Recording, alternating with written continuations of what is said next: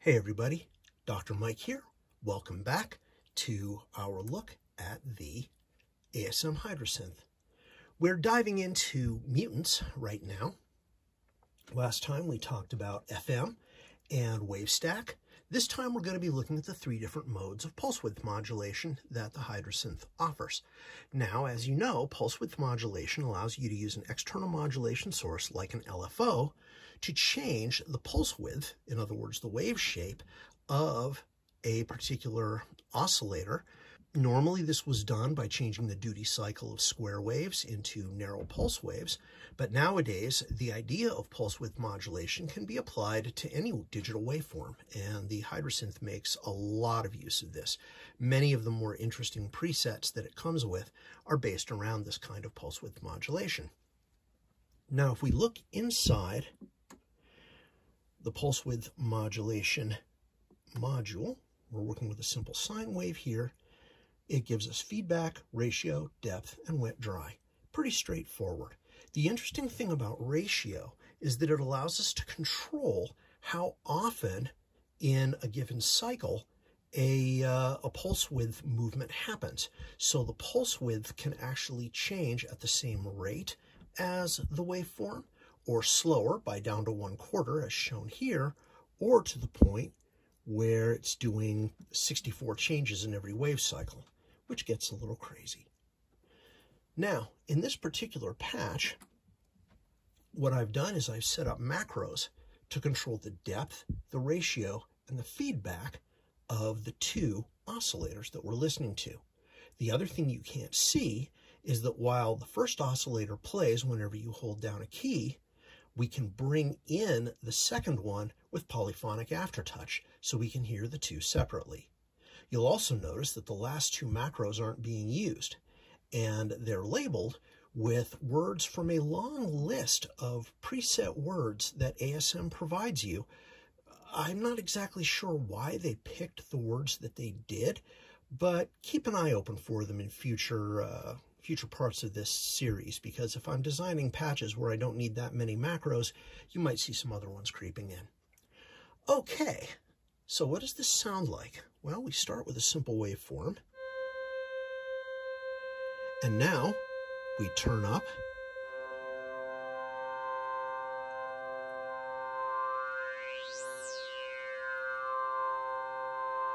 Okay, so that's our depth. Then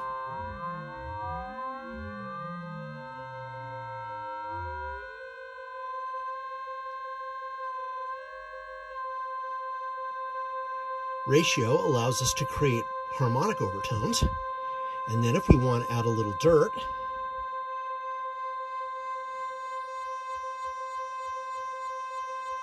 feedback gives us these interesting effects.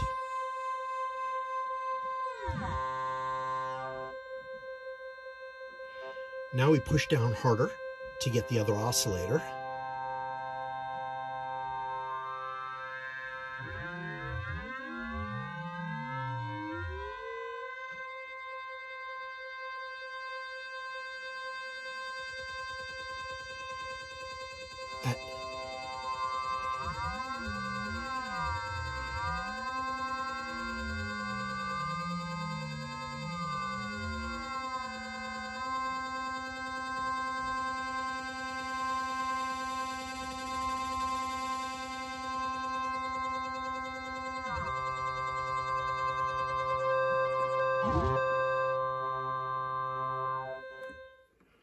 So as you can see, even those three simple parameters can give you a wide variety of really interesting pulse width modulation choices. Now, the second pulse width modulation option that they use is what's called pulse width squeeze.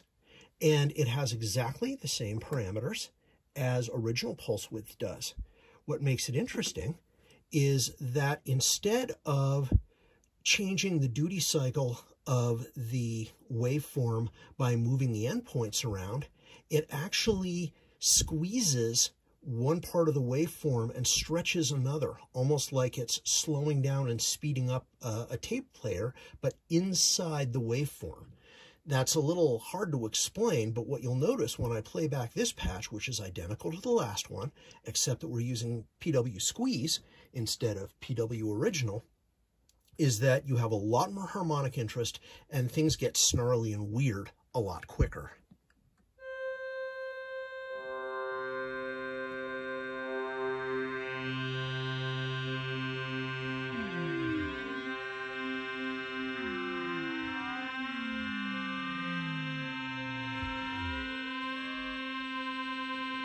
In particular, feedback sounds really cool.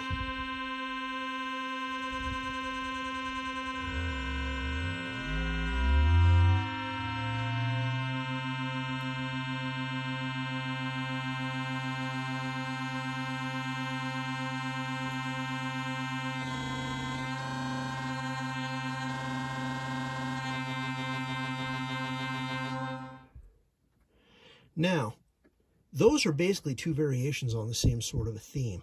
The third form of pulse width modulation that the Hydrasynth provides is PWN ASM for Ashton Sound Machines, the makers of the Hydrasynth. This is a really unusual form of pulse width modulation. It not only has feedback and ratio, and also your standard depth and wet-dry controls, but it also has a custom waveform that you can set with 8 points, warp 1 through warp 8. Now, what this waveform does is it essentially allows you to draw out over the space of one wave cycle how much or how little pulse width modulation is happening. In other words, you can cut a wave cycle into 8 slices and pulse width modulate each slice differently. This produces wildly varying waveforms, and more to the point, if you modulate each warp point, the modulation wave controlling your oscillator can change dramatically over time. So this gets really weird. And the easiest way for me to demonstrate it is to take one of the factory patches, which I've tweaked slightly, and just show you what happens to the waveform when you mess with the warp points. Okay, so one note. There's point 1.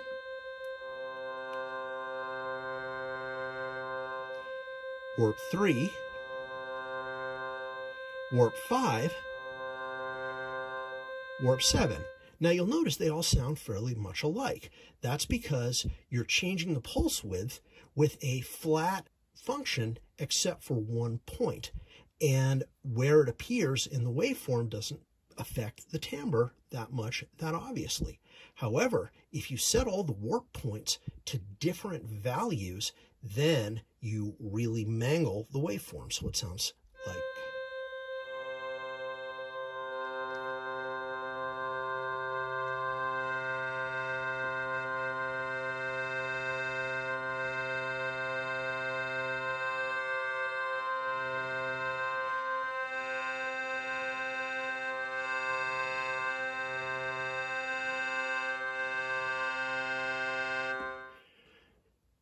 This particular patch also has other controls. You can actually step through the wave cycles, the way I demonstrated in the piece on oscillators. There are 2 mutants that do FM on these pulse width modulated signals, so you can add in FM sounds, and then they have a mix of delay and reverb just to sort of fatten everything up. So when you put all that together,